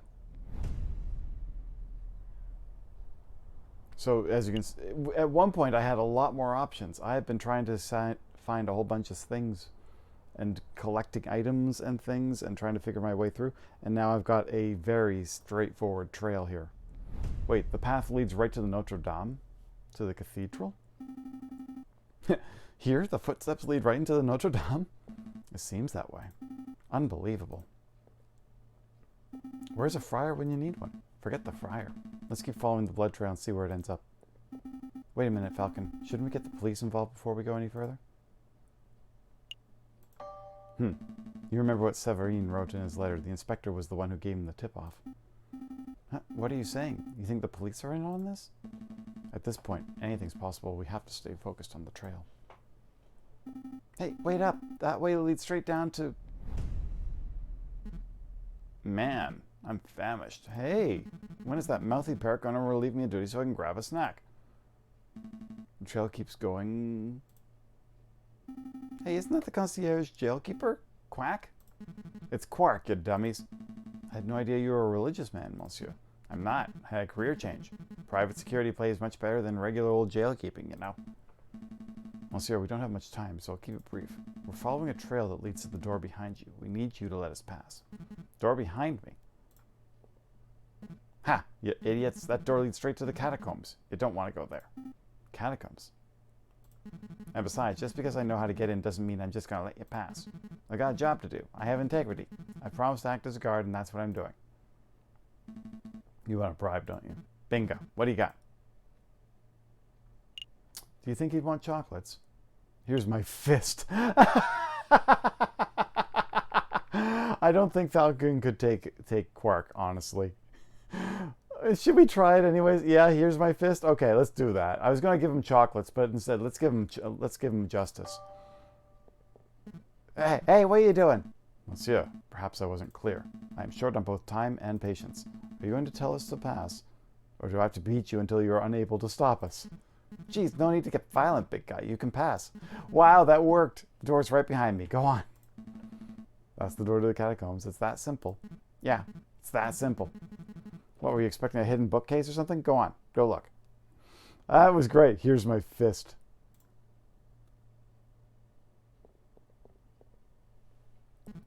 Yeah, what idiots. They're walking straight into a pitch-black maze without even a torch. I wonder. Will I get lost and starve, or will they find the crazy lion girl and get shot? Either way, ain't my problem. Oh boy. Upon entering the doorway, Falcon and Sparrowson find themselves at the top of a stone staircase that spirals into the abyss below. Here goes nothing. They begin the descent. Oh, the sounds.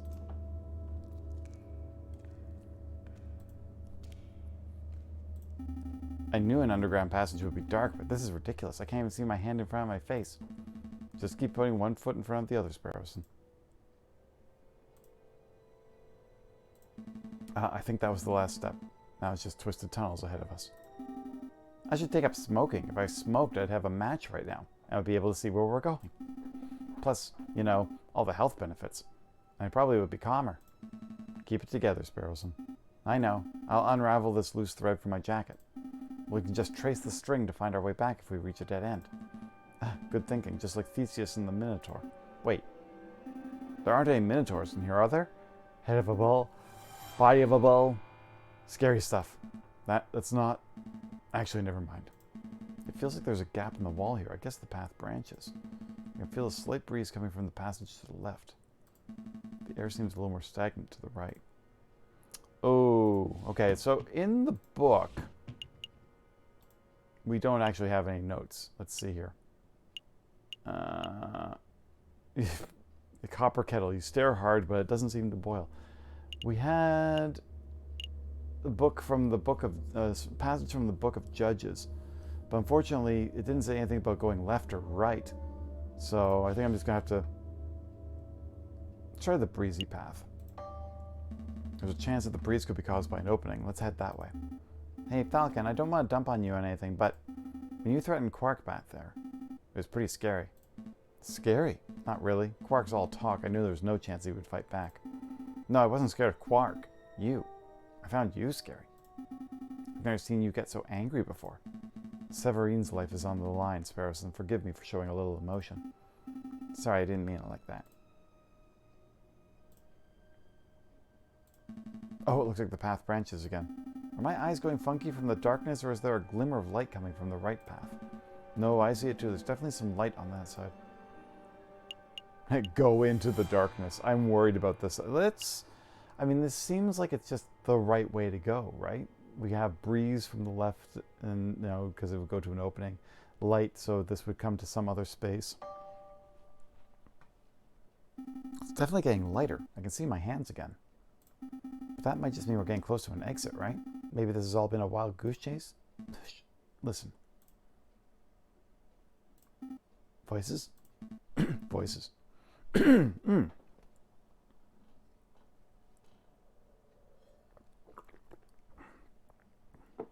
getting close.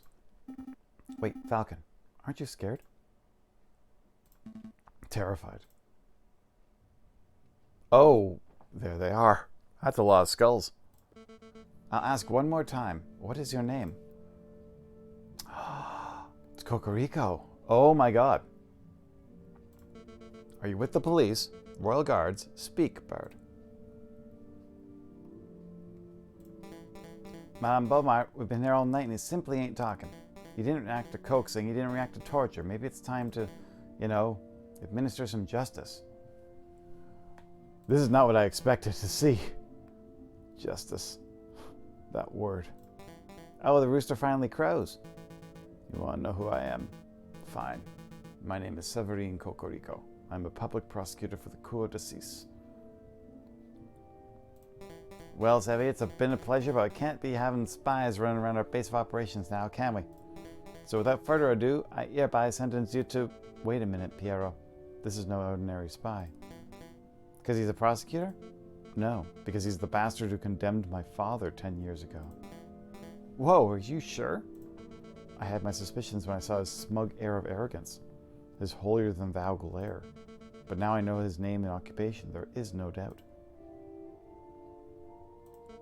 Do you remember, Bird? Do you remember the trial of a homeless lion in the winter of 1835?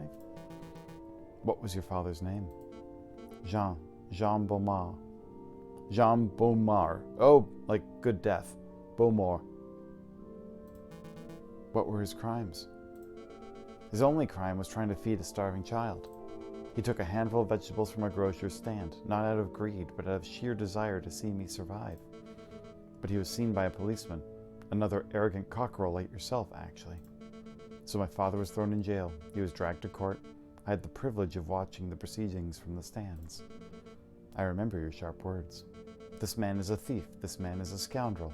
He deserves the harshest possible punishment for his crimes. You didn't care about the consequences. You didn't care about why my father did what he did. All you cared about was fulfilling your lust to see a criminal behind bars. My father received a sentence of 5 years. He died on his 3rd. Do you remember him? Mademoiselle, in all my days as a prosecutor, I have seen over thousands of cases. I'm not going to remember a single bread thief. You rotten Connard, we're all just insects to you, aren't we? I guess he died. Just in jail, right? Who cares if a child starves on the streets as long as you put enough criminals behind bars to meet your quota, am I right? Ooh, boy. Your silence speaks volumes of your guilt. Severing Cocorico, you've been tried by the people of the Second Republic. We have found you guilty on the counts of conspiracy, of the murder of the croque-monsieur, and of the murder of my father, Jean Beaumont. Oh, I have been found guilty. Mademoiselle, if you want to shoot me so you can fulfill your revenge fantasies, then by all means shoot me. But don't pretend for a moment that this mob resembles a court of justice in any form. Court of justice. Now there's a contradiction. Bird, you know nothing of justice. Oh! Fair Remus, read this man his last rites.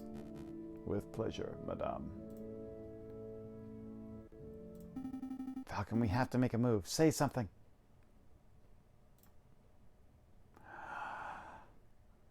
Okay, I've got to say something. I have to say something, otherwise I'm just going to see Cocorico dying right here, right now, right?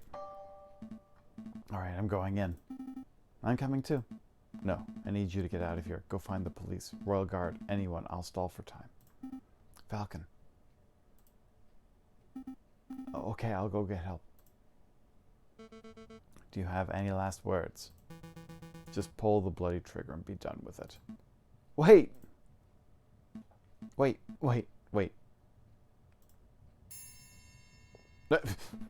He's right. This is a terrible trial. There's no evidence, no defense, no examination of the facts. You've dragged a man off the streets and decided his fate based purely on your own prejudices and whims.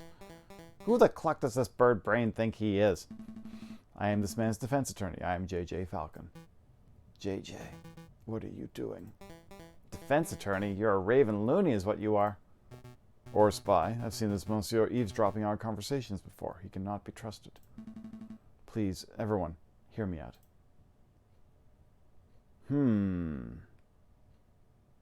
Everyone except Beaumont. Who the cluck? I like that. Who the cluck? Who the cluck does this bird brain think he is?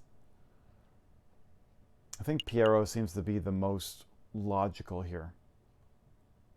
Oh wait, no, Pierrot's kind of like scatterbrained too, but I think Fontaine maybe because we've talked to him a bit. Monsieur Fontaine, we've only met on a couple of occasions, but you seem like an intelligent and reasonable person. Why, thank you. I do consider myself to be reasonable. Then surely you can see something wrong with dragging someone off the streets and executing them without trial. Well, I want to see a better France, monsieur. A France with actual liberty for all. I don't enjoy violence, but I have no qualms with a traitor or two dying to achieve that noble goal. Means to an end, you know. Do you see, Falcon? This man's death is inevitable. For the good of France and in the name of justice, he must be killed. Justice. There's that word again. Madame, I won't presume to know who you are or what you stand for, but shooting this man right now would not bring you justice. It would only serve to satisfy your desire for revenge. Justice, revenge, what's the difference? Ha! What's the difference between justice and revenge? I'd say rationality or due process, but due process sounds very, do you think fairness? Yeah, I guess you're right. Fairness, actually, you're right. Because I was going to say rationality, but I mean, basically, it's fairness, I think, is because you want a fair trial. Fairness, madame. Justice offers the accused a chance to defend themselves and ensures that both sides are treated as equals. My father was not treated as an equal. Then maybe this is your opportunity to be the better person. Nice. Madame, surely you aren't entertaining the words of this heathen. Fine, Falcon, we'll play this your way. We shall have a formal trial for the murder of the croque-monsieur. Excellent. Shall we head back to my office and file the necessary papers? Don't take me for a fool. You'll walk us right into a trap. We shall have the trial right here and now. Right here, in the catacombs. It's as good a place as any. I suppose we'll be needing a judge. I volunteer. No thanks, Piero. We're trying to form a courtroom, not a circus. Aw. Just go see how the security is doing, Piero. We don't want any more spies wandering in. Rightio. Perhaps I can help, madame. You know I'm a pious man, after all. Okay, Remus, you can be our judge, and I will lead the prosecution. What about the jury? With due respect, I don't trust your peers to be impartial. Look around you. As we speak, we are being watched and judged by countless dead women and men. They shall be our jury. That may work as a metaphor, but in practical terms, it is me you have to convince, Falcon. Convince me that this bird is not guilty. After all, I am the one who holds the gun. Well, it looks like we are ready to get started. The trial of Severine Cocorico is underway. He stands accused of the murder of the man known as the Croque Monsieur in cold blood. Madame Beaumont, please explain the details of what happened. Very well. Last night, at the stroke of midnight, 2 gunshots were heard on the Rue des Marmoset. Piero alerted us, and we managed to arrive before the police did. On the scene, I saw the man known as the Croque Monsieur, a good friend of ours, lying in a pool of his own blood. Standing over the body, I saw the murderer, Severine Cocorico, still clutching the murder weapon. Am I to understand that you did not witness the crime firsthand, madame, that you only saw the aftermath? Yes, but one of us did happen to see the incident itself. Madame Beaufort, I found this here pigeon running around our tunnels. I am no pigeon, monsieur. He's a spy in any case. I say I execute him right now. It's all right, he's with me. With you? He's my assistant. He carries my bags and stuff. Falcon, I trust that you do not have any other assistants lurking around the corner? No, madame. Then take your lackey out of my sight. Falcon. What is it? I saw someone lurking in the catacombs. I think he was watching us from the shadows. Another rebel? I don't know. But I got spooked when he saw me. He dropped this. What's this, a political pamphlet? Another cult pamphlet. So now I've got a cult pamphlet found in the catacombs, and then a the pamphlet that's been signed in green ink by a name by Silvius, who we believe might be Romulus, Judge Romulus. Well, I best be getting back to the patrols then. Not so fast, Piero. You witnessed the crime firsthand, did you not? I did, madame. Then you can be our first witness. Go stand in the center.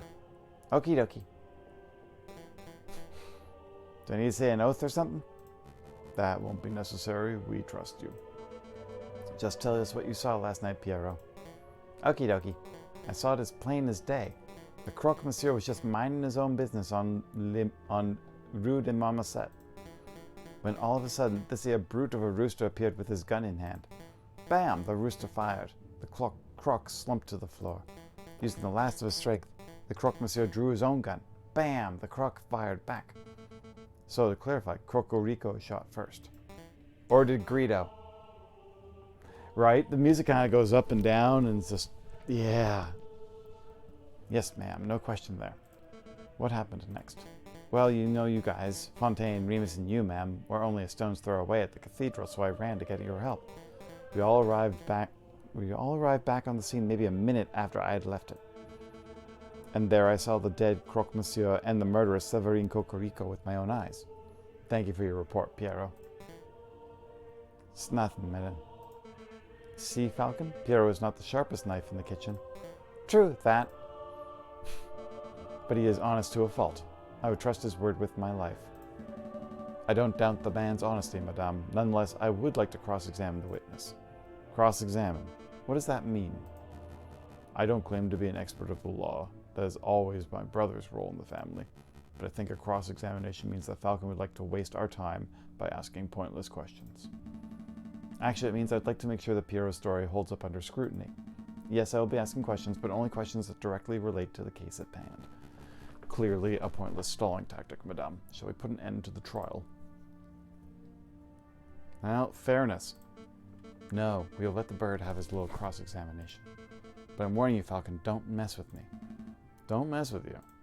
If I get the slightest inkling that you're rambling to stall for time, I will end this trial on the spot. Do I make myself clear? Start questioning Cocorico's shoe size or the color of the croque monsieur's underwear, and I'll lose my patience. Yeah, I get it. Alright, well, plain as day, let's start there. It was at midnight. Oh, wait, it was, well, let's just start with that, right? It was midnight. Also on Wednesday, not Friday. You claim you saw the incident as plain as day. Yep, plain as day. Piero, I'd like to remind you that this crime occurred around midnight in February on an overcast, moonless night in an unlit alley. What's your point? It would have been dark. So dark that you could not possibly have correctly identified the people involved. Hey, I swear I saw what I saw. Hold on, Falcon. You slipped up. You say that the alley was unlit, but I distinctly recall there being lanterns over Rue des Marmoset. Oh, that's right, that's right. We live in La Ville Lumière. There's a gas lamp on every street. You're right, Madame Beaumont. There are street lanterns over Rue de Marmoset, but they wouldn't have been any good.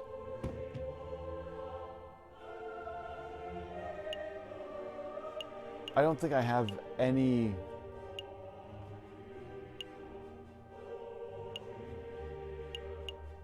No, I don't have any information that would actually give... Did I just hit that by accident? You're saying this is how you know the street lamps were broken. I don't quite follow. Oh man, I saw the blood and immediately went to the blood. I didn't even look around to see if there were any gas, like broken lights. Crap. You picked the wrong piece of evidence, didn't you? Yeah, I messed up.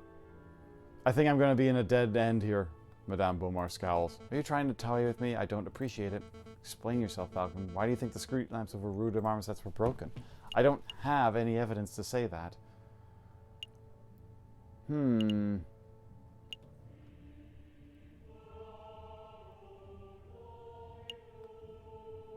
that's not good. I don't have anything that will actually help. Yeah. I don't think I have anything that will actually work on this. He's floundering, Madame. Agreed. I've heard enough of these rambling theories. Falcon, your respect for your comrade is admirable. Yeah, and you displayed great valiance in leaping headfirst into... Yeah, I don't think I'm making this. Leaping headfirst into the lion's den. But you have failed to convince me of this bird's innocence. Madame Beaumont, I implore you, not another word. We humored you. We set up a court and went through the motions of a trial. And now the rooster's guilt has been formally proven. We have more evidence. Enough. The trial is over. Severine Cocorico, you have been formally tried by the people of the Second Republic. We have found you guilty on the counts of conspiracy, of the murder of the croque monsieur, and of the murder of my father, Jean Beaumont. Madame, please. JJ, it's all right. I've made my peace. This is far from all right. Dying in the name of a new republic at the hands of rebels. There are worse ways to go. It was good enough for Robespierre, right? Severine.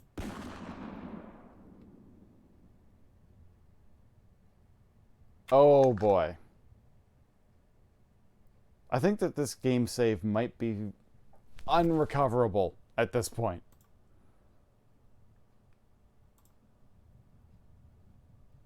I have made so many errors. Tend to the body, Piero. Yes, ma'am. Well, see, okay, so here's what I'm thinking. I love going into these games blind. I love going in not knowing what I'm going to expect, right? Don't worry about me. I think the thing is that basically, I don't know if the game is meant to go this way or not. The fact that I wasn't paying attention, like, I mean, the second act where I basically was supposed to find train tickets somewhere, and I'm like, well, I didn't have those, so I wasn't able to save the other person, the Signet, because she got arrested and maybe beheaded, guillotined. Yeah, but then this now, like, I have a feeling that it's just you're not being eagle-eyed, pardon the pun. Then this is how the game plays out. It could be that there's literally better ways to solve these puzzles. And it could be that this is how it's intended to be. I am confused, but I love it. Do you plan to kill us too? Why would I do that? You two have done nothing wrong. I see nothing for you to be tried, let alone executed. Your mercy is admirable, madame, but I fear if we let these two go, they will tell the police everything. It will compromise us. Yeah, the game runs perfectly fine, regardless of whatever situation we hit, right? They have been very good in terms of, like, the fact that maybe I've screwed up. Maybe this is a dead man walking scenario. I don't know, because the game continues to play. But I guess that's what a dead man scenario is, right? No, we promised to keep our beak shut, right, Falcon? But we cannot trust the word of potential traitors, madame. For the good of France, we must execute the birds right now. Some man of God you are. I hate to admit it, but you have a point, Remus. This is an unpleasant situation. What to do? Okay, I know. I'm going to give you a choice. You have two options. The first is that I shoot you right here and now. That's not something either of us particularly want, but if it must be done. What's option number 2? You join us. We need lawyers to help bring the new republic into fruition. Your skills would be very much appreciated. Our skills? What skills? I'm being terrible at this game. Somebody has to draft new laws. Somebody has to file the paperwork to secure the new republic's internationally recognized legal status. Somebody has to prosecute the officials who corrupted this country. Wouldn't that be a glorious job? You mean prosecute the Prime Minister or the King? We can discuss the specifics later. For now, I need to hear a decision. What will it be? I mean, basically, I'm sure this would just pretty much put a game over at this point, right? Let's do the join. Let's see what happens. Do you want to see I would rather die? I mean, what could we also possibly, at this point in the game, what could we possibly lose? You know what? Let's go for it. I would rather join you. We would love to join you. The rebels and the Aviary attorneys. What a team. Sparrowson, this is serious. Let me talk. No, I know you're about to say, and it was stupid. I'm not going to let you throw away both of our lives so you can satisfy your stupid pride. I refuse to work with the monster who murdered Severine. You don't have to be happy with the task. Just play along. Are you two done conferring? We can't draw this out any longer. Fine, we'll work with you. Good. Then a verbal contract has been made. So, what happens now? Piero and Fontaine will lead you to Le Caron Joyeux. I will finish up here and meet you in 2 hours. Needless to say, they shall be keeping a close watch on you. Don't even think about running. Of course. Then we're done here. Fontaine, lead the way. Yes, madame. Come along, you two. You can't seriously be trusting these filthy lawyers, madame. They're probably plotting revenge for their dead friend at this very moment. I do trust them. Throughout that trial, I got the impression that Falcon was trying to de-escalate the situation. Avoid violence. Such a viewpoint is naive, but it is exactly what we need in this revolution. But they will betray you if they are stupid enough to even raise one feather against me. They will regret it. Wow. Oh my God. Okay, so I think that if I were to basically continue on right now, I think the problem is this is really good. So I've managed to just get through the entirety of Act 3, and I guess that I'm continuing on. But I can't believe it. So I keep missing critical pieces of information. I was also wasting so much time on... So you weren't here for this, Madlib, but Sparrowson has a debt to pay to the doctor of 500 francs. I don't have 500 francs. I've got 100 and something. So they've given us a task of doing debt collection, and so I went to a inventor who was supposed to pay back the doctor, and he hadn't, and he didn't have the money. So he said, tell you what, I've got an invention that the doctor will love. Go find me the things I need, and then I'll put it together, and then you can take that to the doctor as payment. And so I got a copper kettle, and I needed a line of fishing line, but I could, the fisherman, who doesn't want to be called a fisherman, the kingfisher, has a fishing line, but he didn't have any bait. And so he said something about basically if we brought him some bait, he'd give us some fishing line. So I had a trail and I had chocolates to bribe someone. Maybe it was supposed to be for the kingfisher. They're not exactly the best chocolates to be throwing into the Thames, I guess. But I never got the thread, so I never got back to the inventor, so I never paid off the doctor. And then that all happened. All of that with Cocorico. I ran out of time, and I was chasing tails. And I think the thing is with this game is that they have all of this built in deliberately. So you could probably very well, if you knew your timing, get through these things and not have these situations happen. It's very cool. I think that right now I'm going to stop, but I want to continue playing. I am definitely going to have to do this another day. Let me see here. Anyhow, yes. But, Madlib, thank you for coming. Oh, Palomino, you passed out. I'm sorry that you passed out, Paolo. It's okay. The VOD will still be on the stream. But yeah, thank you very much for coming out. So, okay, so we missed a lot, actually, unfortunately, Paolo. We had a situation where Cocorico was found that he shot the Croque Monsieur and was being held in the catacombs by the rebels. And unfortunately, I tried to save him through a proper trial, but I didn't have the evidence. Like I did the same time in Act 2 where I didn't have the correct evidence to be able to prosecute properly. As such, Cocorico got killed. So basically now the only thing is that the end of Act 3 left us with, we are now joining the rebels. So I have no idea what our next step is there. No, not the elephant. The rooster. The rooster, the one who, our Mr. Pompous nose in the air rooster who always wanted to, the one we prosecuted with in the Act 2. Thank you. So, yeah, I think that basically we will have to, we played for 2 hours on that one, so I think I want to keep going. So I'm going to probably do it again next Sunday again. This has been great, though I really appreciated everyone being around. Thank you so much, Paolo and Madlib, for being here. If you're still on, Blue, and who else was on there? We had a couple other people. Kendrick. Thank you for coming out. And hopefully everyone has a great night tonight, all right?